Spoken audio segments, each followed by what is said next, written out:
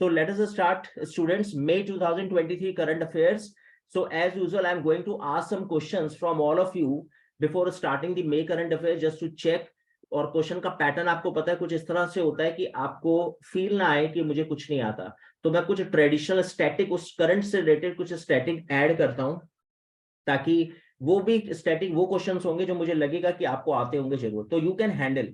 तो अगर आप थोड़ी सी ब्रेन स्टॉर्मिंग करोगे तो definitely you can give the answer. So let us start. I am going to share first question number, first MCQ of May current affairs. So I will ask some questions around 4 to 5, then I will start proper notes of May. So this is your question number 1 on your screen. So consider the following statements. The Sittwe port in Myanmar has been put into operation by India. ठीक है, आपको नहीं पता होगा because this is may current affairs, but yes, Myanmar की capital मैंने आपके साथ डिस्कस करी है। मैंने आपको ये भी बताया था कि म्यांमार इंडिया से कब सेपरेट हुआ था, हमने जब हिस्ट्री की क्लास ली थी, पॉलिटी की क्लास ली थी, एंड हमने ये कई बार डिस्कस किया कि म्यांमार की बाउंड्री किससे टच होती है, where I discuss geography with you. So that's why knowingly I added these points so that you become able to give the answer. Yes, please fast.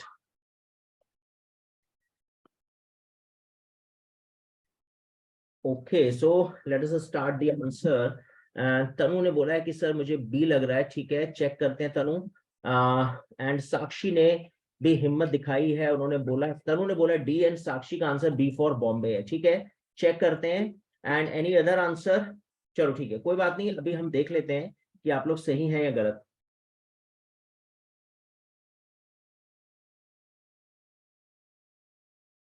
So well, student, statement number 1.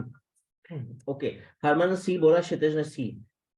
The Sittwe port in Myanmar has been put into operation by India. ये बिल्कुल correct है, मैं अभी आपके साथ discuss करूंगा। I will discuss in May current affairs. नई पई thaw is the capital of Myanmar. अगर आपको पता हो, हम लोग जब हंसी मजाक कर रहे थे, मैं बोलता था कि ये कैपिटल तो तुम्हें कभी याद भूलोगे नहीं, क्योंकि तुम हमेशा यही बोलते हो नई पता, तो उसको मैंने कर दिया नई पई थॉ, राइट।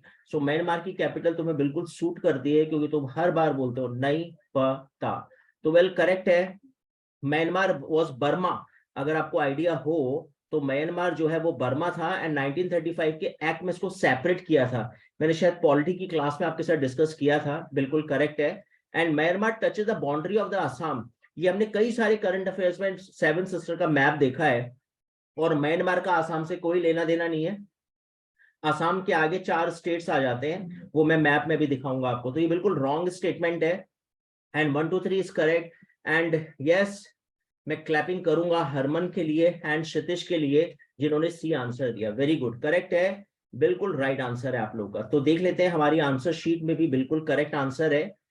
जब मैं नोट्स आपके साथ शेयर करूंगा, मेरे ख्याल से अब आपको पैटर्न समझ में आ गया होगा कि मैं ये क्वेश्चन लिखता हूं, उसकी अगली स्लाइड पर उसका आंसर बोल्ड लेटर्स में मैं मेंशन कर देता हूं, ताकि जब आपके पास ये नोट्स आए तो हर क्वेश्चन की आंसर शीट भी आपके पास प्रॉपर हो, right. So this is bold letter सी।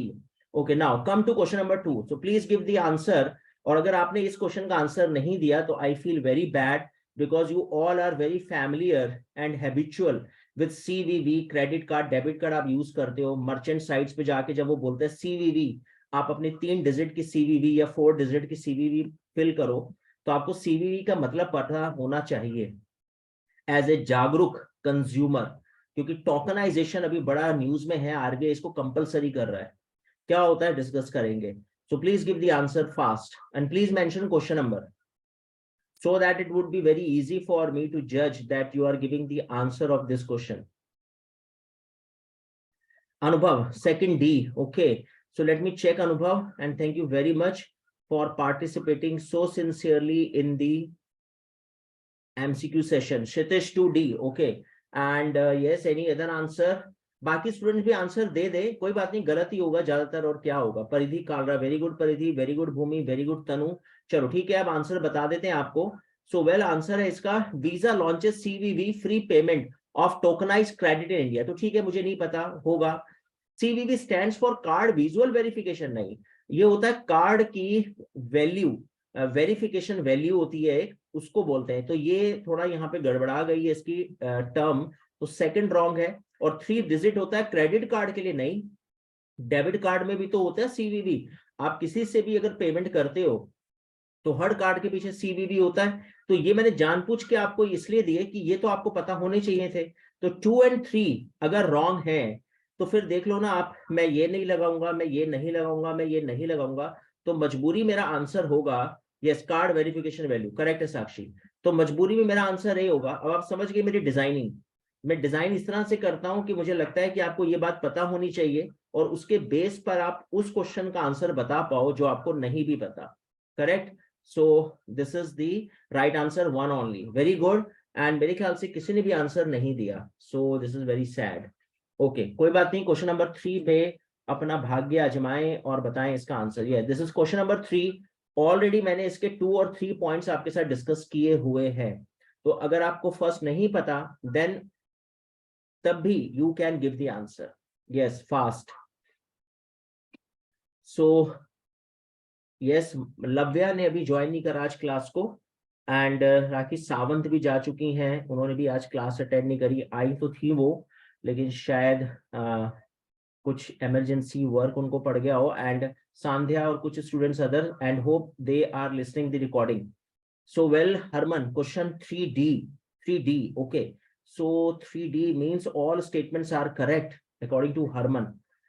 हरमन को भी मैंने रेगुलर क्लास में नहीं देखा, एंड लेकिन अच्छा है हरमन आंसर दे रहे हैं। What about Vaibhavi and Ayush Gupta, yes any answer? तो ठीक है, फिर मैं इसका आंसर बता देता हूँ। वैसे तनु और भूमि खन्ना का मैं वेट कर रहा था, शायद ये लोग आंसर दे। तनु ने 3C बोला है, ठीक है। एंड आबिल और अनुभव का भी आई एम वेटिंग। आयुष ने C दिया है, राइट। चेक कर लेते हैं आयुष फिर। So 8th meeting agriculture minister Shanghai cooperation organisation members country was held under the chairmanship. ये मुझे नहीं पता, लेकिन आप देखो ना, मैंने यहाँ पे मेंशन ही कर दिया कि CSO की full form Shanghai cooperation organisation होती है, और फिर उसी चीज को मैं यहाँ पे भी पूछ रहा हूँ। तो इसका मतलब ये तो गलत है, क्योंकि मैं ऊपर खुद ही मेंशन कर रहा हूँ कि इसका मतलब ये है। तो इसका मतलब थर्ड तो रॉन्ग है। अब आप समझ रहे हो, थोड़ा कॉमन सेंस आपको यूज करना है, एकदम सरेंडर नहीं करना क्वेश्चन देखकर। तो थर्ड अगर रॉन्ग है तो ये मैं नहीं लगाने जा रहा हूँ, ना मैं ये लगा रहा हूँ, करेक्ट। और ये मैंने आपके साथ कई बार डिस्कस करा है कि ये 6 मेंबर्स थे, और बाद में इंडिया एंड पाकिस्तान ने 2017 में इसको ज्वाइन किया था। जब रशिया ने इंडिया को सपोर्ट किया तो चाइना ने पाकिस्तान को सपोर्ट किया, और ये 8 मेंबर्स हो गए। तो ये बिल्कुल करेक्ट स्टेटमेंट है। तो अगर 2 करेक्ट है तो 2 ओनली कहीं है नहीं, तो मुझे मजबूरी में 1 और 2 पे जाना होगा। And my answer is as Tanu and Ayush Gupta said, yes correct है। The right answer is question number 3, right answer C, very good. So अभी हमें कुछ पॉइंट समझ में आ गए हैं मे करंट अफेयर्स में क्या क्या हुआ है। लेकिन चलो बढ़िया है, अभी डिस्कस करेंगे इन सब पॉइंट्स को। Welcome to question number 4, because this is very important. और जैसा मुझे आइडिया भी था, ये क्वेश्चन जरूर आएगा एग्जाम में, क्योंकि अगर आपको आइडिया हो तो अभी आप पार्टी, अरविंद केजरीवाल की आप पार्टी को नेशनल पार्टी डिक्लेयर कर दिया है। तो ये क्वेश्चन अभी 2-3 एग्जाम्स में आ भी चुका है, और मैं नोट्स में ऑलरेडी इसको डाला हुआ है मैंने अपने नोट्स में। सो कितनी नेशनल पार्टीज हो गई हैं टोटल अब? तो आयुष गुप्ता ने आंसर दिया है 4। ठीक है, चेक करते हैं आयुष। बट ये this is very good that you are participating always in the class. So Archana Arora, Arushi, Ayush ने दे दिया है। बाकी ए से पूछ लेते हैं, अर्चना और आरुषि से। वेल भूमि खन्ना, परिधि कालरा, क्षितिज, साक्षी, उज्जवल, उज्जवल भी है इस समय मैदान में। Yes Ujjwal, any idea how many national parties? So okay, I'm giving the answer. So only Ayush gave the answer and my answer is भूमि खन्ना ने बोला 4। So ठीक है, चेक करते हैं। बट हरमन ने बोला है 6, एंड हरमन अगर कुछ बोल रहा है तो हम उसे फॉर ग्रांटेड नहीं ले सकते। हरमन ने राइट आंसर दिया है, and the right answer is 6। तो 6 नेशनल पार्टी अभी हो गई हैं। मैं आपके साथ डिस्कस करूंगा कौन कौन सी पार्टी। तो ऑब्वियसली एक कांग्रेस और बीजेपी तो होंगी ही, है ना, तो ये दोनों तो हैं। और एक बहुजन समाजवादी पार्टी भी है, BSP, एंड कम्युनिस्ट पार्टी, मार्क्सवादी कम्युनिस्ट पार्टी भी है। वो भी अभी नोट्स में आ जाएगा आयुष, वैसे मैं आपको बता रहा हूँ। बीजेपी है, कांग्रेस है, बहुजन समाजवादी पार्टी, CPM का नाम आपने सुना, कम्युनिस्ट पार्टी और मार्क्सवादी, राइट। एंड उसके बाद आपकी अरविंद केजरीवाल की आप पार्टी, एंड एक पार्टी में थोड़ा स्किप कर रहा हूँ, मैं नोट्स पे देखता हूँ, शायद मेरे ख्याल से समाजवादी पार्टी है या तृणमूल कांग्रेस है, विल चेक, राइट। तो भी देखेंगे नोट्स में। मेन ये 5 पार्टीज तो है, अरविंद केजरीवाल को मिला के भी टोटल 6 हो गई। चलो ठीक है, आगे चलते हैं, नेक्स्ट पर आते हैं। वेल क्वेश्चन नंबर 5 पर आते हैं। सुदर्शन पटनायक अभी मे करंट अफेयर्स में न्यूज में थे, और ये कौन है अगर आपको कुछ आइडिया हो सुदर्शन पटनायक एक बड़ी धूम धड़ाका पर्सनैलिटी है एंड अपने फील्ड के एक्सपर्ट है। कहा जाता है कि आप कोई भी फील्ड चुनो लेकिन आपको उसमें बनना है टॉप। हाँ, सीपीआई बैन हुई है, सीपीआई बाहर हुई है, सीपीएम अभी भी है नेशनल पार्टी। क्षितिज म्यूजिशियन भूमि खन्ना ने बोला है म्यूजिशियन, बट हम भूमि खन्ना की तारीफ करेंगे कि वो कभी कभी गलत आंसर भी बड़े कॉन्फिडेंस से बताती हैं। और तनु ने थोड़ा सा हेजिटेट किया है डी बताने में। आयुष ने बी के आगे क्वेश्चन मार्क लिखा है, बट ये बहुत अच्छा है कि आप लोग आंसर बता रहे हो, दैट इज वेरी गुड। और उज्जवल ने तो बिल्कुल बोल दिया सर सैंड आर्टिस्ट है, और क्षितिज भी ओके कर रहे हैं उज्जवल को, बिल्कुल करेक्ट है इसका आंसर। सैंड आर्टिस्ट है, ग्रेट सैंड आर्टिस्ट है, इंटरनेशनल रिनाउंड आर्टिस्ट है। सैंड से बहुत सारी आकृति, कलाकृति और इमेजेस और बहुत कुछ बनाते हैं सैंड से। उड़ीसा के रहने वाले हैं सुदर्शन पटनायक, वो नाम से ही आपको पता लग गया होगा इनकी कास्ट से। अभी हम इनको देखेंगे क्यों ये न्यूज में थे मे करंट अफेयर्स में। खैर इसका आंसर है sand artist, very good. So now this is all about our session of current affairs का क्विज सेशन जो हम लोग खेलते हैं हर क्लास के शुरू में। वेरी गुड स्टूडेंट्स, अब हम स्टार्ट करते हैं अपनी मे करंट अफेयर्स के नोट्स। तो वेल सबसे पहली जो बड़ी इंपॉर्टेंट न्यूज है जो मैं भी आपके साथ डिस्कस कर रहा था, नेशनल न्यूज की बात करते हैं। तो वेल नेशनल न्यूज में सबसे पहला इंपॉर्टेंट पॉइंट है कि इलेक्शन कमीशन ने अरविंद केजरीवाल की आप पार्टी को नेशनल पार्टी डिक्लेयर कर दिया। तो देखो यहाँ पे मुझे दो बातें समझ में आ गई। एक बात तो मुझे ये भी समझ में आ गई कि अच्छा इसका मतलब इलेक्शन कमीशन जो है वो ये रिकॉग्नाइज करता है कि this is national party, this is state party, और this is not a national not a state party, right. अब इनके क्या क्राइटेरिया होते हैं वो सब मैं आपके साथ डिस्कस करूंगा।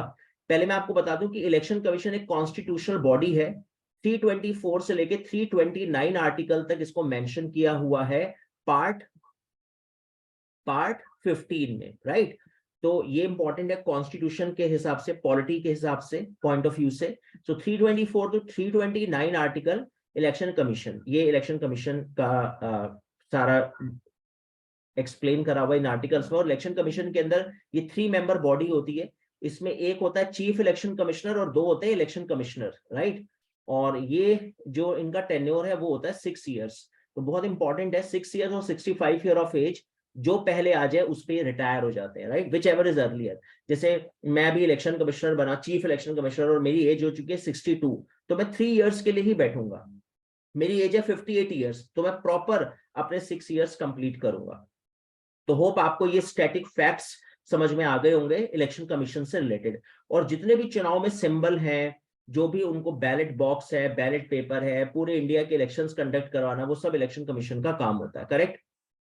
पहले ये 1 मेंबर बॉडी था, अभी 1991 से ये 3 मेंबर बॉडी बन गया। चलो अब बात करते हैं कि हमारी करंट अफेयर्स की न्यूज तो यही थी कि आम आदमी पार्टी को नेशनल पार्टी बना दिया, ठीक है, दैट्स ऑल। अब बात ये करते हैं कि ऐसा क्या हुआ, आपने क्या किया ऐसा। तो दिल्ली, गोवा, पंजाब और गुजरात के जो इलेक्शंस थे उसमें इन्होंने बड़ी अच्छी परफॉर्मेंस दी। तो अब एक बार हम क्राइटेरिया देखते हैं कि क्राइटेरिया क्या होता है, लेकिन उससे पहले आपके उस क्वेश्चन का आंसर मैं दे देता हूं। हाँ, ये जो मैं अभी मिस कर रहा था ना, वो थी नेशनल पीपल्स पार्टी।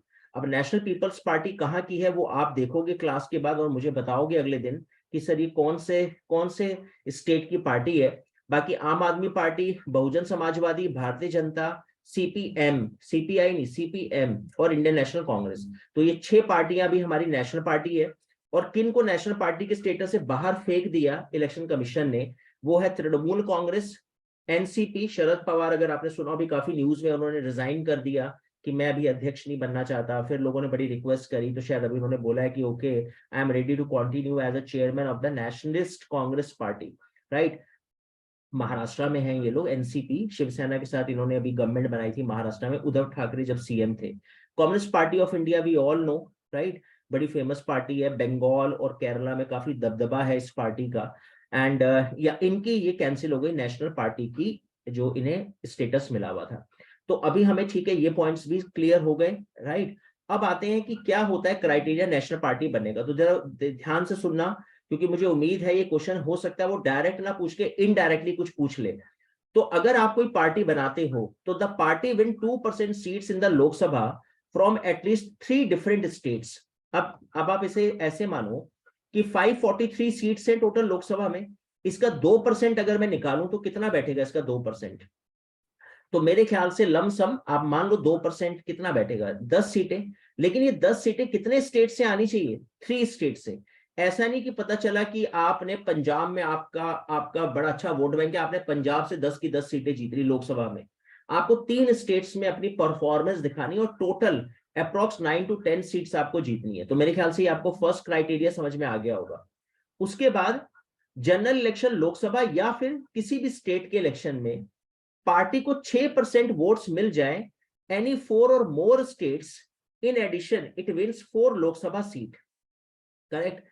फिर आप या तो ऐसे कर लो कि आपको 4 लोकसभा की सीट्स मिल जाए और प्लस आपको 6% वोट मिल जाए लोकसभा या असेंबली के इलेक्शंस में। अगर असेंबली के इलेक्शंस हैं तो कम से कम 4 और मोर स्टेट्स, और अगर लोकसभा की बात है तो फिर लोकसभा में ऑल ओवर इंडिया से आपको 6% वैलिड वोट्स मिल जाए। करेक्ट। तो ये क्राइटेरिया फुलफिल कर लो। और या फिर the party gets recognition as a state party in 4 states, या फिर आप 4 स्टेट में स्टेट पार्टी का टैग ले लो तो आपको नेशनल पार्टी बना देंगे। तो मेरे ख्याल से आपको ही समझ में आ गया होगा, यानी इनमें से कोई भी कंडीशन अगर आप फुलफिल करते हो तो आप बन जाओगे नेशनल पार्टी। करेक्ट। तो खैर कोई बात नहीं, आप ज्यादा कंफ्यूज मत होना। आप बस इसमें जो सबसे इंपॉर्टेंट पॉइंट है वो पता है क्या है, वो है ये बहुत इंपॉर्टेंट पॉइंट है, ये वाला और ये वाला। तो एटलीस्ट कम से कम आप 1 और 3 याद रखना, जो मैंने कई बार कॉम्पिटिटिव एग्जाम्स में देखा है। तो पहले आप मेरे को ये बताओ कि ये क्लियर है, मैं अगली न्यूज पे बढ़ जाऊं आगे?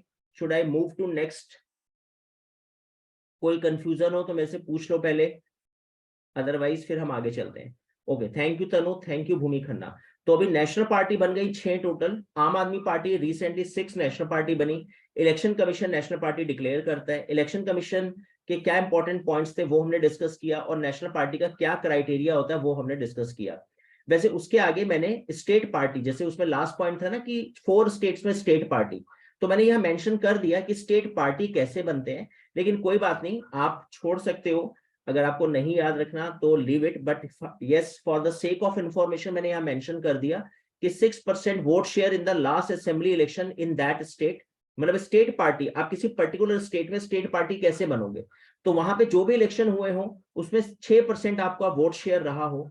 1 seat in the Lok Sabha from the concern state, उस पर्टिकुलर स्टेट से आपकी एक लोकसभा की सीट मिली हो आपको, और 6% वोट शेयर आपका हो in the last Lok Sabha election from that state, और या फिर if it fails to get either of the numbers, it has to have 3% of the total assembly seats और 3 seats, या फिर उस स्टेट की 3 सीट आपके हाथ में आ जाए। जैसे फॉर एग्जांपल मान लेते हैं कि दिल्ली में 70 हैं और उसमें से आपने 3 सीटें दिल्ली से जीत ली। करेक्ट। तो ये क्राइटेरिया आपको फुलफिल करना होगा तो आप वहां की स्टेट पार्टी बन जाओगे, या फिर ये या फिर ये। करेक्ट। तो कोई बात नहीं, आप अभी छोड़ सकते हो, आप लोग के एग्जाम्स के लिए शायद स्टेट पार्टी वाला इंपॉर्टेंट नहीं होगा। नेशनल पार्टी का क्राइटेरिया एटलीस्ट याद रखना, because it is in news. Correct. ठीक है, आगे चलते हैं। वैसे आप इसको गो थ्रू करना, मैं कल एक बार फिर से आपको बताऊंगा अगर आपको नहीं समझ में आया, बिकॉज मैं अभी शेयर कर दूंगा नोट्स क्लास के बाद। ठीक है, आगे चलते हैं। तो ये रहे जी आपके सुदर्शन पटनायक, जिनके बारे में आपके साथ डिस्कस कर रहा था। अभी शायद कोई एग्जाम था सिम्बोयसिस का, उसमें शायद ये क्वेश्चन आया था, सुदर्शन पटनायक जो है वो कौन है। तो ये तो पहले आप ये देख लो इनकी शक्ल और सूरत। ये उड़ीसा से बिलोंग करते हैं, ग्लोबल अवार्ड इनको मिला है, उड़ीसा गवर्नमेंट ने दिया। तो अवार्ड इंपॉर्टेंट नहीं है, देखो एग्जामिनर कैसे गेम खेलता है, उसने अवार्ड को नहीं पूछा, उसने ये पूछ लिया कि सुदर्शन पटनायक कौन है।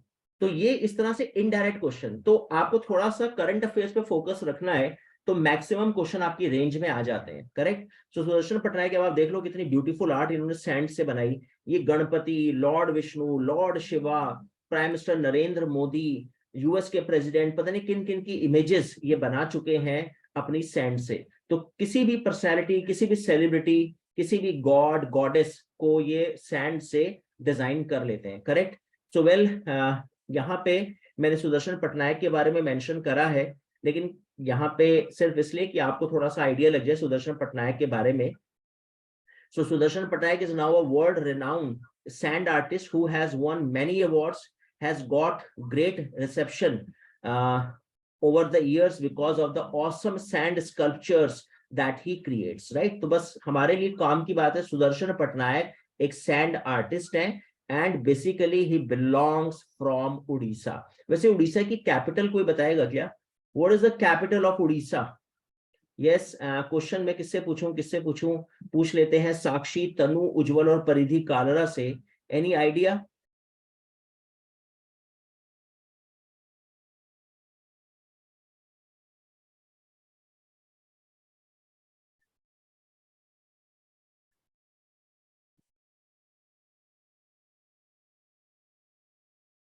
Okay, so no one, no answer. Okay, Ujjwal ने कहा sir cross. Okay, but Harman ने बोला भुवनेश्वर। Very good Harman. अनुभव, यस करेक्ट है आपका answer. The right answer is Bhubaneswar, correct है, वेरी गुड। ओके, ठीक है, चलो आगे चलते हैं। तो भुवनेश्वर उड़ीसा की कैपिटल है और उड़ीसा कोस्टल स्टेट है क्या? उड़ीसा इज कोस्टल स्टेट और लैंड लॉक्ड। हम ज्योग्राफी के पॉइंट ऑफ व्यू से अगर बात करें तो ये लैंड टचिंग स्टेट है, कोस्टल स्टेट है या लैंड लॉक्ड है। ना तो बाहर किसी लैंड की कंट्री को टच करता है और ना ही कोस्टल एरिया को। तो what do you think Harman, कैसा स्टेट है Orissa geography point of view से? हमने ज्योग्राफी की भी कुछ क्लासेस डिस्कस करी हैं। कोस्टल स्टेट है, वेरी गुड। वैसे कितने इंडिया के कोस्टल स्टेट्स हैं? इंडिया में कितने ऐसे स्टेट्स हैं जो कोस्ट लाइन को टच करते हैं? और ये क्वेश्चन बड़ा फेमस क्वेश्चन है कंपटीशन का। मैं आपको बता देता हूं मैं क्या पूछ रहा हूं। मैं ये पूछ रहा हूं कि अगर मैं इंडिया का मैप ऐसे बनाऊं तो कितने स्टेट हैं यहाँ यहाँ यहाँ यहाँ। मैंने करा हुआ डिस्कस ज्योग्राफी की क्लास में, जिन्होंने सारी क्लासेस अटेंड करी है उनको पता होगा। वेल उज्जवल, तो फिर उज्जवल ही है और इनका भविष्य भी उज्जवल है, बिल्कुल राइट आंसर है। इन्होंने 9 स्टेट्स बोला है और बिल्कुल करेक्ट है। और ये 9 स्टेट्स कैसे हैं आप समझ ही गए होंगे। यहाँ पे कौन है? गुजरात है, फिर आप देख रहे हो महाराष्ट्र है, देन फिर गोवा है, देन फिर कर्नाटका है एंड देन फिर केरला। तो कितने हो गए? 1 2 3 4 5 स्टेट्स हो गए यहाँ पर, राइट। और इधर देख लेते हैं, तमिलनाडु है अगर आपको पता हो, आंध्र प्रदेश है, उसके ऊपर उड़ीसा आता है और उसके बाद वेस्ट बंगाल। तो मेरे ख्याल से 4 स्टेट्स यहाँ पर हो गए। तो ईस्टर्न कोस्ट पे 4, वेस्टर्न कोस्ट पे 5, टोटल मिला के 9। और Orissa is the coastal state of India. Very good, correct है उज्जवल, राइट आंसर है। चलो आगे मूव करते हैं, नेक्स्ट न्यूज पर आते हैं। वेल अगली हमारी न्यूज है सिंथन स्नो फेस्टिवल। तो खैर क्यों फेस्टिवल होता है वो तो चलो करेंगे अभी डिस्कस। बस हमारा पर्पस ये था कि आपको ये बता दिया जाए कि कुछ कल्चरल फेस्टिवल्स होते हैं, जैसे हमने मणिपुर, हमने नागालैंड, कुछ इस तरह के कल्चरल फेस्टिवल आपके साथ डिस्कस करे थे। इरत्तपा है ना, वो बर्ड काउंट वाला फेस्टिवल था। ऐसे ही सिंथन स्नो फेस्टिवल है। तो ये तो मुझे ऐसे भी क्लिक करना चाहिए कि किसी स्नो वाले स्टेट्स में ही होगा, है ना। तो जम्मू कश्मीर, या फिर हम बोल दें उत्तराखंड, या फिर हिमाचल प्रदेश, है ना, या फिर इधर ये अरुणाचल प्रदेश में भी सेवन सिस्टम में कुछ स्नोफॉल होता है। तो इसका आंसर है जम्मू कश्मीर। तो बस इतना हमारे लिए तो खैर इतना इंपॉर्टेंट है करंट अफेयर्स में। लेकिन हाँ फिर भी सिंथन फेस्टिवल क्या है वो मैंने यहाँ पे मेंशन कर दिया। जम्मू कश्मीर में कहाँ पर होता है? तो किश्तवाड़ एक जगह पड़ती है जम्मू कश्मीर में। 2 डे का सिंथन स्नो फेस्टिवल होता है और बड़े सारे छोटे छोटे मतलब स्टॉल्स लगते हैं और बड़े सारे गेम्स होते हैं, जैसे पैराग्लाइडिंग है, स्नो कायाकिंग है, सन स्नो एक्टिविटीज है, लोकल कल्चरल परफॉर्मेंस होती है। और इस टाइम में अगर आप आते हो जम्मू कश्मीर घूमने तो आप इस फेस्टिवल का भी आनंद ले सकते हैं। तो Sinthan festival is in Jammu Kashmir. चलो ठीक है स्टूडेंट, आगे चलते हैं। तो अभी हमें 3 न्यूज समझ में आई। अरविंद केजरीवाल की नेशनल पार्टी बन गई आप। उसके बाद हमने इंपॉर्टेंट डिस्कस किया पटनायक जी को, सैंड आर्टिस्ट और Sinthan snow festival in may current affairs. चलो आगे चलते हैं।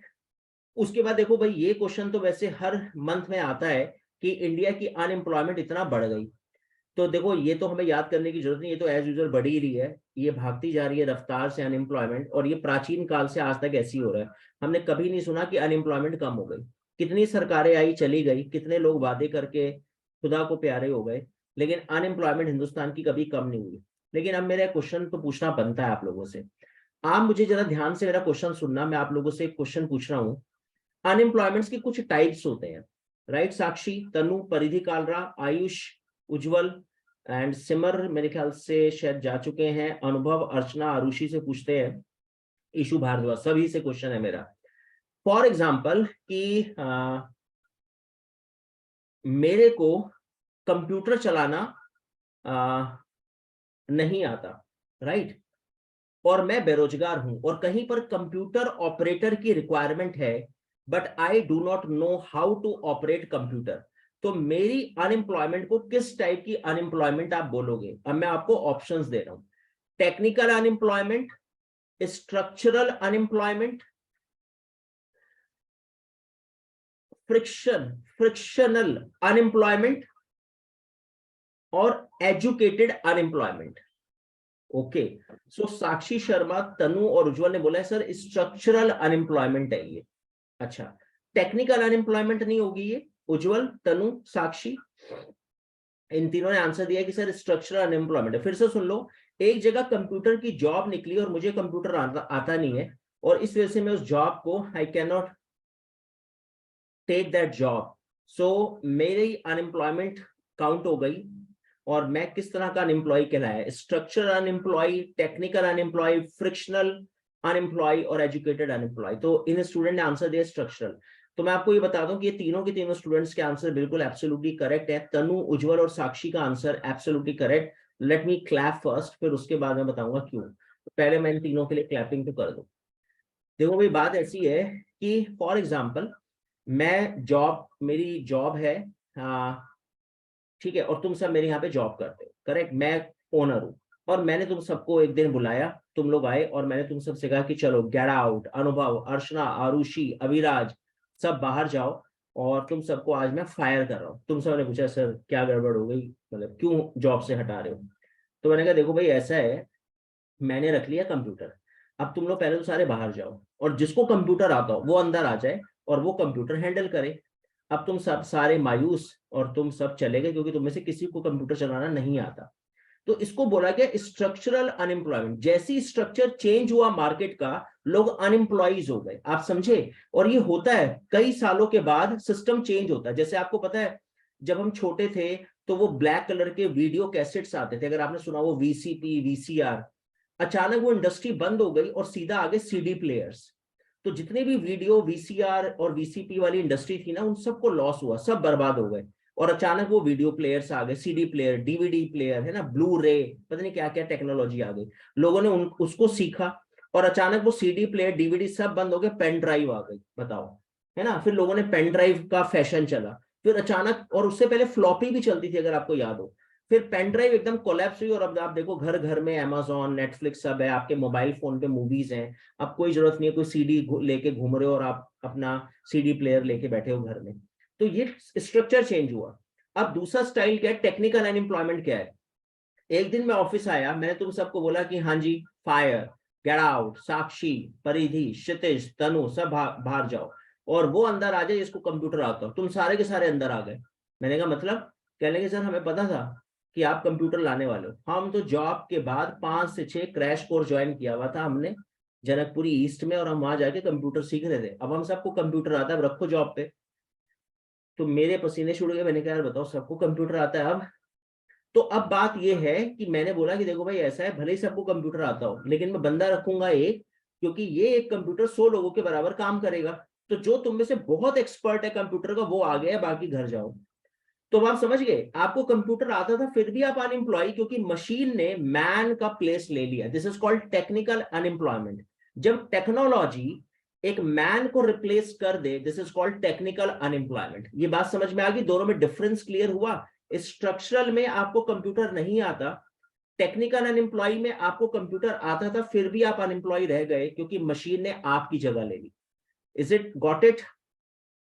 क्षितिज, परिधि, साक्षी, तनु, परिधि, क्षितिज, ईशु, हरमन, आयुष, अविराज सिंह, क्लियर है? Right, okay, thank you, thank you, thank you Tanu. अच्छा ठीक है। और इस फ्रिक्शनल क्या होता है? जब आप एक जॉब छोड़ के दूसरी जॉब पकड़ते हो, बीच में जो गैप हुआ, 15 दिन के बाद आपकी ज्वाइनिंग है, तो उसको फ्रिक्शनल अनएम्प्लॉयमेंट बोलते हैं। आप लोगों को ये मैंने 3 तरह की अनएम्प्लॉयमेंट बताई, करेक्ट? चलो ठीक है। और एजुकेटेड तो हम सबको पता ही है, एजुकेशन के बाद भी अगर आप बेरोजगार हो तो this is called uneducated, educated unemployment. तो वेल, अनएम्प्लॉयमेंट हमारी राइज हो रही है, वो हमारे लिए इंपॉर्टेंट नहीं है, but yes types of unemployment is very important. चलो आगे चलते हैं, अब आते हैं अपनी अगली धमाकेदार न्यूज पर। गवर्नमेंट लॉन्चेस विवाद से विश्वास स्कीम, ये भी देखते हैं क्या है। यूजीसी ने लॉन्च करा है central university, CU stands for central university Chayan portal. अब ये क्या है अभी देखते हैं। And India's domestic coal production rises by over 22% during last 5 years। तो देखते हैं ये क्या है, अभी चेक करेंगे, करेक्ट। तो खैर मैं पहले आपको ये समझा दूं कि इंडिया के डोमेस्टिक कोल प्रोडक्शन राइज हुआ है, ये तो हमारे लिए इंपॉर्टेंट नहीं है, लेकिन मैं आपको इंडिया की कोल माइंस दिखाऊंगा कि कहां कहां पे इंडिया की कोल माइंस है, that we will discuss, correct. अच्छा, दूसरी इंपॉर्टेंट बात क्या है इसमें,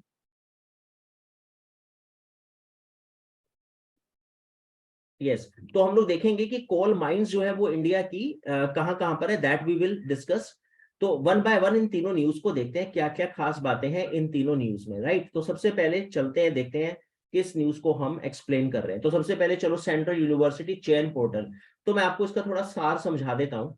देखो सीधी सी बात ये है, अभी तो चलो आप 12th क्लास में हो, ग्रेजुएशन करोगे, फिर यूपीएससी सिविल सर्विस की प्रिपरेशन करोगे या किसी और कॉम्पिटिटिव एग्जाम्स की ग्रेजुएशन के बाद, फिर हो सकता है आप एक यूजीसी नेट का भी एग्जाम होता है, उसमें अगर आप नेट का एग्जाम क्वालिफाइंग कर ले तो पोस्ट ग्रेजुएशन के बाद आप दे पाते हो, तो आप लेक्चरर के लिए एलिजिबल हो जाते हो किसी यूनिवर्सिटी में। आप जितने भी ये अपने कॉलेजेस में आप पढ़ोगे, तो जितने भी लेक्चरर्स हैं आपको जो पढ़ाएंगे, ये सब यूजीसी नेट का एग्जाम क्वालिफाइंग करके या पीएचडी कर कर आपकी यूनिवर्सिटीज में एज ए फैकल्टी है ये सब। तो जैसे फॉर एग्जांपल मैंने भी नेट क्वालिफाइंग किया हुआ है, तो मुझे कैसे पता लग गया कि किस डिग्री कॉलेज में जॉब निकल रही है। तो ये एक पोर्टल बना दिया यूजीसी ने कि आप इस पोर्टल पर आ जाओ और यहाँ पे आपको पूरे इंडिया की यूनिवर्सिटीज की जो भी वैकेंसी होगी और जिस सब्जेक्ट में आप एक्सपर्ट हो, आप वो फॉर्म फिल कर दो। जब वैकेंसी निकलेगी आपको कॉल करके इंटरव्यू के लिए बुला लेंगे, दैट्स ऑल। तो आई थिंक आप समझिए बड़ा इजी हो गया कि मुझे अलग अलग यूनिवर्सिटी, जैसे आप समझ रहे हो मुझे दिल्ली यूनिवर्सिटी में मैं जाऊंगा, पंजाब में जाके चेक करूंगा, तो मेरे लिए तो बड़ा स्यापा है। अब 180 यूनिवर्सिटी अगर ऑल ओवर इंडिया में है सेंट्रल यूनिवर्सिटीज, तो मैं 180 साइट्स पे जाऊंगा। लेकिन अब यूजीसी ने क्या करा, एक साइट पर आ जाओ, 180 वैकेंसीज वहीं दिखाई देंगी हर यूनिवर्सिटी की। I think hope you got it, the purpose of CU चयन पोर्टल। Is it clear? क्या ये क्लियर हो गया आप लोगों को कि ये क्या है, इसका पर्पस? अनुभव, अर्चना, Arushi, Aviraj, Ayush, Harman, Kshitij, Paridhi, Sakshi, Tanu, Ujjwal, is it okay? Okay, thank you Anubhav, thank you, thank you Tanu, thank you. ठीक है, तो ये तो रही हमारी ये वाली न्यूज। अब हम आगे चलते हैं, नेक्स्ट न्यूज पर आते हैं। अब ये कोल माइंस हमारा प्रोडक्शन बढ़ गया, वो हमारे लिए इंपॉर्टेंट नहीं है, बढ़ गया तो बढ़ गया, लेकिन बात ये है कि कुछ कोल माइंस बड़ी इंपॉर्टेंट है। और ये बात मैंने एक और करंट अफेयर्स में भी आपके साथ डिस्कस करी थी, और मैंने तब भी आपको बोला था कि ये कुछ कोल माइंस हैं। ज्योग्राफी में भी हम ये पढ़ाते हैं क्लासेस में कि कम से कम ये याद कर लो। जैसे कोरबा छत्तीसगढ़ में है, कोल माइंस बड़ी फेमस है। तलचर उड़ीसा की कोल माइंस है, बहुत फेमस है ना। जैसे बोकारो बिहार की बहुत फेमस कोल माइन है ना। ऐसी अगर आप देखोगे तो बोकारो, सॉरी इधर आपका झारखंड में, और झरिया आप देखोगे, झा से झरिया, झा से झारखंड, काफी इंपॉर्टेंट है। अच्छा, उसके बाद ये आपका सिंगरेली जो है बड़ी इंपॉर्टेंट है, आंध्र प्रदेश। नवेली तमिलनाडु। वैसे ये जितनी भी मैप्स में है आप को थोड़ा आइडिया लग जाएगा। सिंगरौली मध्य प्रदेश, तो मैप्स के अकॉर्डिंग स्टेट वाइज आपको दिख जाएगा कि कौन सी माइंस कहां पर है। तो ये 1 2 3 4 5 6 7 8, ये total 8 coal mines are very very important. तो please go through these coal mines. मैं कल पूछूंगा आप सभी से ये 8 की 8 कोल माइंस, करेक्ट। तो for that reason I share this news. अब आते हैं विवाद से विश्वास स्कीम क्या है। देखो पहले आपको ये बताओ, आप लोगों को कुछ आइडिया है एमएसएमईज क्या होते हैं? तो अनुभव से पूछ लेते हैं। अनुभव, एमएसएमई की फुल फॉर्म बताओगे आप मेरे को? अनुभव, अर्चना, आरुषि, अविराज, साक्षी शर्मा, तनु, एमएसएमई में पहला एम भी अगर आप बताओ तो चलेगा। वैसे साक्षी ने तो बोल दिया सर माइक्रो एंड स्मॉल और मीडियम। ओ वेरी गुड, और एक गजब गजब साक्षी, बहुत बढ़िया। Micro small medium enterprise, very good Tanu. Micro small correct है, गुड वन, क्लैपिंग, बहुत अच्छे। अच्छा ठीक है, डन है। तो ये तो बात समझ में आ गई आप लोगों को भी। तो बस सिंपल क्या है, विवाद से विश्वास इतना है, देखो। अच्छा चलो एक चीज और बताओ, एक और पूछ लेते हैं आपसे बात, परिधि कालरा से पूछ लेते हैं। काफी टाइम से हमने इनसे कुछ क्वेश्चन नहीं पूछा। परिधि, आप मेरे को बताओगे कोविड कब आया था? कब हमारी कंट्री में लॉकडाउन स्टार्ट हुआ था? मंथ भी बताओगे चलेगा, ईयर मंथ बता दो चलेगा, डेट छोड़ सकते हो, लेकिन अगर याद हो तो बता सकते हो। वैसे मुझे तो याद है क्योंकि मेरे इंस्टीट्यूट्स बंद हो गए थे सब, और तब हमें ये बोला गया था कि 1-2 दिन बस, 3 दिन, अरविंद केजरीवाल 3 दिन के बाद सर खुल जाएगा। और फिर उसके बाद वो दिन है, और ऐसा 2 साल हमें ऐसा झटका लगा, और फिर हम सब आ गए, India is online. So well 2020 अनुभव, परिधि कालरा ने भी बोला है सर 2020, ओके, एंड यस, अच्छा, प्रोजेक्ट बनाया है, वेरी गुड, करेक्ट है। अगर आपने प्रोजेक्ट बनाया है इसीलिए आपको इतना कॉन्फिडेंस से आपने, ठीक है। सो 23 मार्च 2022 नहीं भूल सकते सर। हाँ, 23 मार्च 2022 तो नहीं, Ayush 2020 I think, got it. बिल्कुल, क्योंकि मुझे याद है 12 मार्च की बात है, मेरे इंस्टीट्यूट में क्लास लेने गया, उन्होंने बोला, यूपीएससी की हमारी क्लासेस चल रही थी, कि सर अभी हम लोग इंस्टीट्यूट बंद रखेंगे। मेरे पास मैसेज आया 11 तारीख को कि सर कल इंस्टीट्यूट बंद है। मैंने कहा क्या हुआ? कहने कि सर कुछ कोविड कोविड बोल रहे हैं, पता नहीं क्या है ये, गवर्नमेंट, दिल्ली गवर्नमेंट ने बोला भाई बंद रखो जरा 1-2 दिन। तो मैंने कहा फिर कब स्टार्ट करें क्लासेस? कहने कि कुछ नहीं सर, 14 से स्टार्ट करते हैं। 14 में पूछा, कहने कि सर 16 से करते हैं स्टार्ट। 16 से कहने कि सर ऑलमोस्ट 18 मान लो, तो एक वीक सर कर लेते हैं। और वो करते करते करते आप देखो कैसे लॉकडाउन लगा, 6 महीने, फिर थोड़ा खुला, फिर उसके बाद 6 महीने, पूरे 2 साल खत्म हो गए, राइट। और मतलब कभी सपने में भी नहीं सोचा था कि मतलब एक दिन हम सोचे थे 1 दिन 2 दिन में खुल जाएगा। और कितना बड़ा झटका था सबके लिए, सबके लिए नया था, लॉकडाउन कभी हमने सुना ही नहीं था, है ना। कुछ देखो, कुछ सालों में ना नई नई चीजें देखने को मिली। डीमोनेटाइजेशन, मोदी जी ने नोट बंद करे। हम पहले पढ़ाते थे डीमोनेटाइजेशन क्या होता है, स्टूडेंट कहते हैं डीमोनेटाइजेशन ये क्या होता है, हम कहते थे विमुद्रीकरण। कहता था सर ये और भयंकर नाम बोल दिया, डीमोनेटाइजेशन ठीक है, जल्दी बताओ होता क्या है। फिर हमने मना कर दिया, फिर हमने बताना ही बंद कर दिया, क्योंकि मोदी जी ने प्रॉपर फील दे दिया डीमोनेटाइजेशन का 2016 में। अब हम पढ़ाते, हमने इकोनॉमिक्स में चैप्टर पढ़ाना बंद कर दिया। अभी मैंने शुरू करा था वैसे 2 महीने पहले, अब ये फिर मोदी जी ने झटका दे दिया 2000 के नोट बंद करके, तो फिर बंद कर देंगे 3-4 साल के लिए। खैर, तो बात ये है कि MSME, micro small medium enterprises है, और भाई ये था क्या, जितने भी एमएसएमईज को तो बड़े झटके लगे होंगे। The economy of the MSME was shaked. अब आप सोचो ना, कोई माइक्रो इंडस्ट्री, किसी ने बेचारे ने इंडस्ट्री स्टार्ट करी, उसी समय लोन लिया और अचानक लॉकडाउन लग गया, तो वो तो लोन देने की स्थिति में है नहीं। तो गवर्नमेंट बोल रही है कि कोई बात नहीं, हम आपके साथ खड़े हैं कंधे से कंधा मिलाकर, गवर्नमेंट आपको प्रमोट करेगी, आप बताओ आपको क्या चाहिए, कोई लोन माफ करवाना है करवा देते हैं, पैसे चाहिए, फंड्स चाहिए, स्टार्टअप, स्टैंड अप, हम आपके साथ हैं। तो वो विवाद से विश्वास, तो अगर आपका कोई विवाद चल रहा है किसी के साथ, कोई लोन आप नहीं दे पा रहे, तो हम आपके साथ खड़े हैं, आप विश्वास रखें हमारे ऊपर, हम आपके साथ हैं। जैसे मैं आपके साथ हूं, तो अगर आपने प्रॉपर अच्छे से पढ़ा सब कुछ, तो एटलीस्ट जीके में आप लोग मार नहीं खाओगे। तो खैर समझ गए, विवाद से विश्वास, एमएसएमई के लोगों को, इंडस्ट्रीज को गवर्नमेंट हेल्प करे, that's all. This is about विवाद से विश्वास स्कीम। तो मेरे ख्याल से हमने तीनों पॉइंट्स डिस्कस कर लिए इस स्लाइड के। क्या क्या पॉइंट्स थे? विवाद से विश्वास स्कीम एमएसएमईज को हेल्प कर रही है, चयन पोर्टल हमें समझ में आ गया, सारी जॉब्स आपको एक पोर्टल पे, और इंडिया की कोल माइंस, 8 कोल माइंस हमने डिस्कस की। पहले बताओ यहां तक क्लियर है? Sakshi, Tanu, Paridhi Kalra, Kshitij, Arushi, Archana, is it clear? Okay, thank you Tanu, thank you. And yes, what about Anubhav? Okay, thank you Anubhav, thank you. And ठीक है, अर्चना को, आरुषि को, अविराज को समझ में आ रहा है ना? शुड आई मूव अहेड, मैं आगे बढ़ूं? कोई पॉइंट जो ना समझ में आया हो, कोई टेक्निकल इशू की वजह से आप मिस कर गए हो, I am ready to tell you again. ठीक है, फिर चलते हैं आगे। आई थिंक होप आपको समझ में आ रहा है। अब हम 2 न्यूज और करते हैं, फिर हम एंड करते हैं अपनी क्लास को, राइट? ठीक है, thank you Ayush, thank you. ठीक है, आगे चलते हैं। अब हाँ, बड़ा इंपॉर्टेंट पॉइंट जो मैंने अभी आपसे एमसीक्यू में पूछा, तो भाई पहले तो मैं आपको ये बता दूं कि ये बहुत इंपॉर्टेंट पोर्ट है, और इस न्यूज को तो आप दिल में बसा लो। मुझे उम्मीद है ये क्वेश्चन आपके एग्जाम में आना बनता है, करेक्ट? बहुत इंपॉर्टेंट न्यूज है ये। इंडिया ऑपरेशनलाइज सिथवे, और इस पे स्टार मार्क भी कर लेना। सिथवे पोर्ट बहुत इंपॉर्टेंट है, very important Sittwe port, right? Very important. अच्छा, अब बात यह है कि सिथवे पोर्ट कहां पर है? म्यांमार में, पहली बात। दूसरी इंपॉर्टेंट बात क्या है कि Sittwe port in Myanmar has been put into operation by India. India help कर रहा है सिथवे पोर्ट को बनाने में। कारण, अब आप समझ गए, छोटे भाई हैं ये सब, India is a big brother, ये सब चिल्लर पार्टी है, कोई छत्तीसगढ़ के बराबर, कोई बिहार के बराबर, कोई उत्तर प्रदेश के बराबर।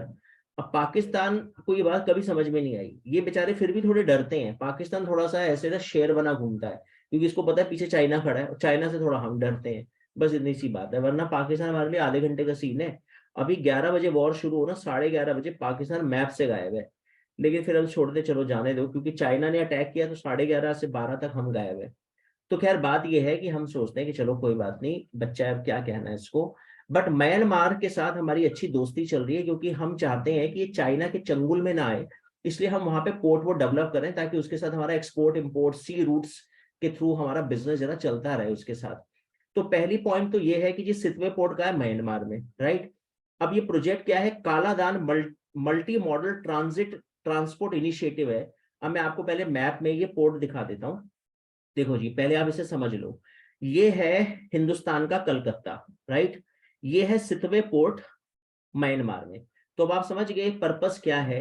पर्पस ये है हमारा कि हम यहां से यहां तक, यानी हम ये यहां से यहां तक अपने बिजनेस को, देखो पूरा यहां से ऐसे वेस्ट बंगाल से म्यांमार तक हम अपने ट्रेड एंड कॉमर्स को थोड़ा ज्वाइन करना चाहते हैं म्यांमार के साथ।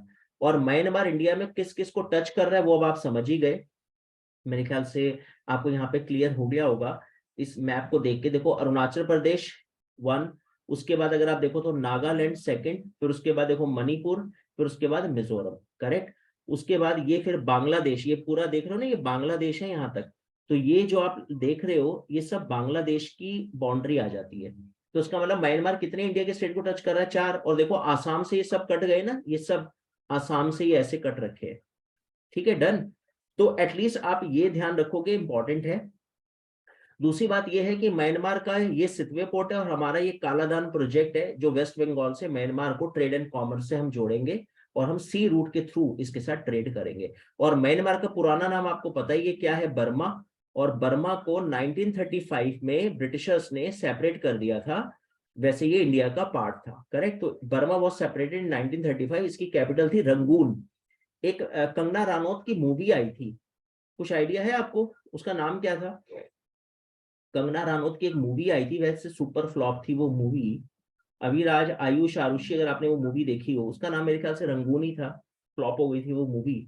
तो बर्मा की कैपिटल थी रंगून, बाद में इसकी कैपिटल रंगून का नाम चेंज हुआ यागून, और फिर यागून से भी ये बन गई नई पाई तौ, और बर्मा बन गया म्यांमार, करेक्ट।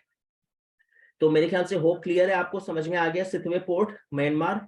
तो ये रही हमारी इंपॉर्टेंट पॉइंट जो हमने एमसीक्यू में डिस्कस किया था। अब हम जल्दी से बढ़ते हैं अपनी लास्ट न्यूज पर। तो पहले आप यहाँ पे ये देख लो, एडीबी से लोन ले रहा है पाकिस्तान भी अभी धड़ाधड़। क्यों? पाकिस्तान की स्थिति बड़ी खराब चल रही है, आपको पता होगा। पाकिस्तान का former prime minister Imran Khan 90। अच्छा एक बात बताओ, मेरे को पूछ लेता हूँ मैं आप लोगों से, अर्चना अरोड़ा आरुषि से, वैसे पाकिस्तान ने वर्ल्ड कप कब जीता था, कुछ आइडिया है किसी को? अविराज, आरुषि, अर्चना, अनुभव, when Pakistan got victory and received world cup, cricket world cup, किस ईयर में जीता था इसने?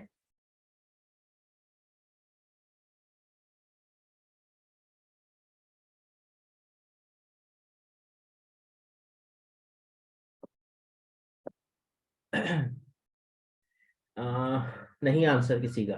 चलो ठीक है, मैं बता देता हूँ, वैसे क्रिकेट के बारे में थोड़ी बहुत नॉलेज होनी चाहिए थी आप लोगों को। वेल चलो फिर मैं इसका आंसर बताता हूँ। तो वैसे इसका राइट आंसर है 1992 में। वेरी गुड अनुभव। 1992 में इमरान खान, आपको पता है इमरान खान ने संन्यास ले लिया था 1987 में। फिर पाकिस्तान के प्राइम मिनिस्टर थे जुल्फिकार अली भुट्टो शायद, उन्होंने बोला कि सर प्लीज आप आओ, पाकिस्तान क्रिकेट को आपकी जरूरत है। तो संन्यास लेने के बाद उन्होंने विड्रॉ किया, फिर वापस क्रिकेट में आए और 1992 का वर्ल्ड कप जिताया। और आपको पता है जब 92 का वर्ल्ड कप जीते, नवाज शरीफ उस समय प्राइम मिनिस्टर थे। तो एक इंटरव्यू हो रहा था, तो नवाज शरीफ से इंग्लैंड में उस इंटरव्यू न्यूज चैनल ने पूछा कि आप इमरान खान को अपनी पॉलिटिकल पार्टी में लोगे? तो उसने कहा नवाज शरीफ ने कि मैं तो हमेशा इनको वेलकम कर रहा हूँ, अगर ये आना चाहे तो इमरान खान आ सकते हैं। इमरान खान ने कहा नहीं, मेरा ऐसा ना कोई आइडिया नहीं है, ना मेरा इंटरेस्ट है पॉलिटिक्स में, और मुझे नहीं आना। ये मैंने क्लिपिंग देखी थी। और आज नवाज शरीफ देखो आज 2023 चल रहा है और आपको पता होगा कि नवाज शरीफ के जो बड़े भाई हैं वो पाकिस्तान के प्राइम मिनिस्टर है, और इमरान खान को जेल में डलवाने की पूरी प्लानिंग चल रही है। और आज इमरान खान ही इनके लिए सर का दर्द बने हुए हैं नवाज शरीफ की पार्टी के लिए। तो और किसे पता था कि ये उस समय शायद 32-33 साल की एज थी इमरान खान की। किसे पता था कि आने वाले टाइम में उस इंटरव्यू के समय, 92 का इंटरव्यू है, जब वो नवाज शरीफ बोल रहे हैं कि मैं इनको बोल रहा हूँ कि ये आए पॉलिटिकल पार्टी में, मेरी पार्टी में ज्वाइन करे, तो किसको पता था कि 30 सालों के बाद लमसम ये बंदा प्राइम मिनिस्टर बनेगा पाकिस्तान का, और एक दिन नवाज शरीफ के लिए सर का दर्द बन जाएगा, और नवाज शरीफ इसको मारने के लिए प्लान करेगा एक दिन। मतलब इमरान खान आज यही बोलते हैं कि नवाज शरीफ और उनके जो भाई हैं प्राइम मिनिस्टर ऑफ पाकिस्तान, वो मुझे जान से मारने की प्लानिंग कर रहे हैं। तो देखो कैसे भविष्य में क्या छुपा है पता नहीं। खैर पाकिस्तान की हालत बड़ी खराब है इस समय, और पाकिस्तान अभी लोन ले रहा है एडीबी से। एडीबी हमें पता ही है, फिलीपींस की capital Manila, Asian development bank, correct. चलो लास्ट न्यूज पे बढ़ते हैं, और आज हमारी लास्ट न्यूज क्या है देख लेते हैं। वेल लास्ट न्यूज है हमारी, world press freedom index 2023, India rank 161 and Norway ने इसमें टॉप किया। तो वेल वर्ल्ड प्रेस फ्रीडम आप समझ गए, जहां प्रेस को फ्रीडम है। फ्रीडम मतलब आप कुछ भी लिखो, अभिव्यक्ति की आजादी। वैसे मैं क्वेश्चन पूछ रहा हूँ जल्दी से, आप मुझे बताओ, परिधि अर्चना आरुषि अविराज, किस आर्टिकल में मेंशन है राइट टू स्पीच और फ्रीडम ऑफ प्रेस? आप कुछ भी लिखो, कुछ भी बोलो, आपको कोई मनाही नहीं है, क्योंकि सच लिखो, जो भी लिखना है, डरो मत, क्योंकि अगर आप डरोगे तो फिर लोकतंत्र कैसे जिंदा रहेगा। तो मेरा ऑप्शन है आपके सामने, आर्टिकल 19 में क्या मेंशन है, क्या आर्टिकल 21 में मेंशन है, क्या आर्टिकल 32 में ये मेंशन है, और क्या आर्टिकल 15 में ये मेंशन है? तो जल्दी से आप मुझे बताओ। वैसे मैंने पॉलिटी की क्लास में आपके साथ डिस्कस किया था, आई नो वेरी वेल। सो परिधि कालरा और क्षितिज कटोच ने 19 बोला है, तो let me clap first of all परिधि और क्षितिज और तनु के लिए। आर्टिकल 19 में freedom of press, right to speech है। 21 में है लाइफ एंड लिबर्टी, आपकी लाइफ और लिबर्टी का पूरा राइट है। कोई आपका मर्डर करने आया, आप उसका मर्डर कर सकते हो। आर्टिकल 21 कहता है अपनी लाइफ सेव करो। 32 में अगर आपको पता हो, कॉन्स्टिट्यूशन रेमेडीज, आपके फंडामेंटल राइट का हर्ट होते हैं, वायलेट होते हैं, तो you can move to Supreme Court. और आर्टिकल 15 बोलता है कि birth place, sex, race, caste के बेस पे आपसे कोई पार्शियलिटी नहीं की जाएगी, राइट। तो ये आपके फंडामेंटल राइट्स ही हैं सारे। लेकिन राइट टू स्पीच 19। तो इंडिया की रैंक देखो यार, मतलब पता नहीं, जब हम खाली इंडिया इंडिया की बात करते हैं तो हमें बड़ा प्राउड फील होता है, जब रैंक आती है, इंडेक्स आते हैं, तो बड़ा दुख होता है कि यार बताओ, प्रेस फ्रीडम में 161 है। हमारे यहाँ तो रेल बनी रहती है सोशल मीडिया पे। अभी आप देखो ना कितने मीम्स बन जाते हैं, कितने लोग हंसी मजाक उड़ाते रहते हैं पॉलिटिकल पार्टीज को। तो इतनी आजादी है, तो बताओ इतनी आजादी होने पे भी हम 161 है, तो नॉर्वे में क्या हाल होगा फिर, है ना। तो नॉर्वे में तो पता नहीं कितना, मतलब कितनी आजादी होगी, कितनी फ्रीडम होगी। नॉर्वे टॉप पर है। तो खैर कौन निकालता है? एक वॉचडॉग है, रिपोर्टर्स विदाउट बॉर्डर्स। ये एक ऑर्गेनाइजेशन है जो सर्वे करती है। टोटल कितनी कंट्रीज पे सर्वे हुआ? 180। और इस रिपोर्ट में नॉर्वे ने टॉप किया। वैसे ही आप देख सकते हो रैंक यहाँ पे, देखो नॉर्वे है, फिर उसके बाद आयरलैंड है, डेनमार्क है। तो कोई बात नहीं, हमें सब याद नहीं करना, हमें नॉर्वे और इंडिया को याद करना है। लेकिन फिर भी मैं ऐसे दिखाना चाह रहा हूँ, अफगानिस्तान देखो हमसे ऊपर है, बताओ। तो कभी कभी शक होता है कि बताओ अफगानिस्तान में तो टेररिस्ट हैं, वहां पे तालिबान से है, वहां 152 उसकी रैंक है, बताओ फ्रीडम में। श्रीलंका, नेपाल। तो मुझे कभी कभी थोड़ा सा ना वो लग जाता है, मुझे क्वेश्चन मार्क कि यार ये क्या कह रहे हैं, कुछ समझ में नहीं आ रहा। तो मेरे लिए तो भैया इस पे क्वेश्चन मार्क है। लेकिन अब चूंकि एग्जाम में तो याद करना है, एग्जाम में तो नहीं बोलेंगे नहीं जी गलत है ये, तो खैर वो हमें गलत कर देगा, बाहर कर देगा एग्जाम से एग्जामिनर। तो हमें याद रखना है Norway top, India 161, that's all. ये रहा हमारा मे करंट अफेयर्स। मैं कुछ क्वेश्चंस पूछ रहा हूँ, पहले जल्दी से मेरे को बताओ यहां तक क्लियर है? हमने जो डिस्कस किया यहां तक समझ में आया? तो वेल, तनु को क्लियर है? तनु को तो क्लियर है ही, क्योंकि ये तो आज फॉर्म में थी। अनुभव, अर्चना, आरुषि, अभिराज से पूछ लेते हैं। एंड ईशु, क्षितिज, परिधि, साक्षी, तनु। तनु तो खैर क्लियर है, यस। आयुष गुप्ता को क्लियर है, अनुभव को क्लियर है, एंड तनु सेड यस, ठीक है। तो आज मनस्वी सूद ने ज्वाइन नहीं करा है, इसलिए आज वो चैट सेक्शन पे नहीं है। अदरवाइज जब वो क्लास में होती है तो वो छाई रहती है चैट सेक्शन में। Okay thank you. And Tanisha Chopra भी नहीं है क्लास में काफी टाइम से। ओके थैंक यू परिधि। चलो जल्दी से अब एक दो एमसीक्यू पूछ के एंड करते हैं क्लास को। So I am moving to MCQ, I am going to ask और फिर ये पार्ट हम रिमेनिंग पार्ट करेंगे अगली क्लास में डिस्कस आपके साथ, right? Yes, so this is question number 1. So please give the answer fast.